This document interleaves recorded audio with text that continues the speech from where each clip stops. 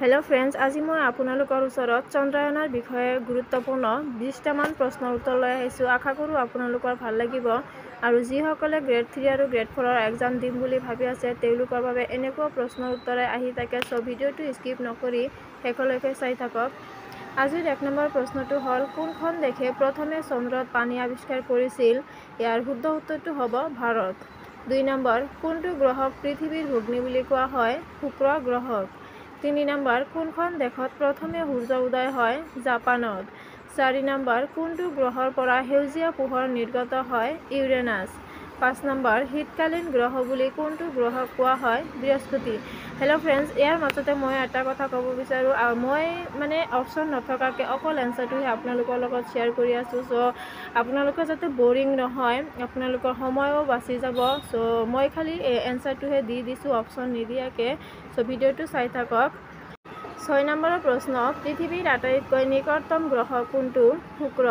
7 number, সূৰ্যৰ পোহৰ পৃথিৱী স্পৰ্শ কৰিবলৈ প্ৰায় কিমান সময় লাগে? 8 মিনিট 20 ছেকেণ্ড লাগে। 8 নম্বৰ, কিমানখন দেশ বৰ্তমানলৈকে চন্দ্ৰত অৱতৰণ কৰিবলৈ সক্ষম হৈছে? 4খন। 9 নম্বৰ, চন্দ্ৰযান 3 চন্দ্ৰত কিমান তাৰিখত অৱতৰণ কৰিছিল? 23 আগষ্ট 2023 চনত। 10 নম্বৰ, মহাকাশলৈ উপগ্ৰহ প্ৰেৰণ কৰা প্ৰথমখন দেশৰ নাম কি? আমেৰিকা। 11 নম্বৰ, ৰাষ্ট্ৰীয় মহাকাশ দিৱস কোন তাৰিখে পালন কৰা হয়? 23 আগষ্টত। 12 নম্বৰ, সৌৰজগতৰ কোন দুটা গ্ৰহৰ কোনো উপগ্ৰহ নাই? বুধ আৰু শুক্ৰ।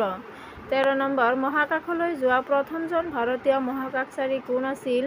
পুৰুষ আছিল ৰাকেশ শৰ্মা আৰু মহিলা আছিল কল্পনা চাওলা। 14 নম্বৰ, আমাৰ সৌৰজগতৰ ক্ষুদ্ৰতম গ্ৰহ কোনটো? বুধ।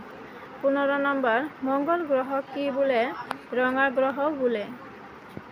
16 নম্বৰ, পৃথিৱীৰ দিন আৰু ৰাতিৰ ম্যাদ কেতিয়া সমান হয়? 21 মাৰ্চ আৰু 23 ছেপ্টেম্বৰত।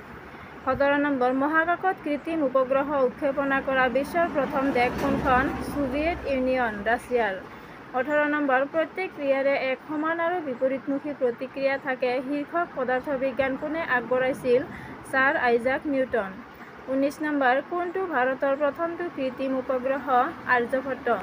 20 নম্বৰ, মূল মধ্যৰেখাৰ পৰা পূব আৰু পশ্চিম দিশৰ কোনো ঠাইৰ কৌণিক দূৰত্বক কি বোলে? দ্ৰাঘিমাংশ বোলে।